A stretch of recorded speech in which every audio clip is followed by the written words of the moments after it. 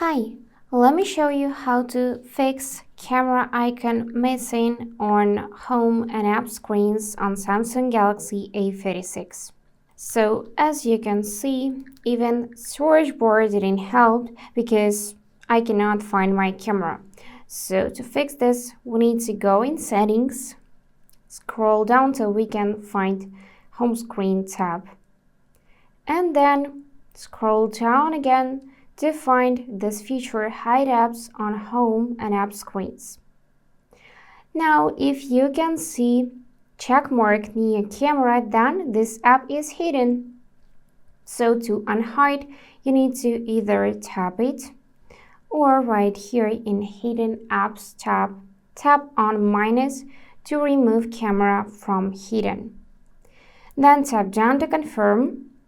And now you should see your camera in app screens. You can press and hold it to add to home screen. And that's it for today. If this video was helpful, please subscribe, like, and comment.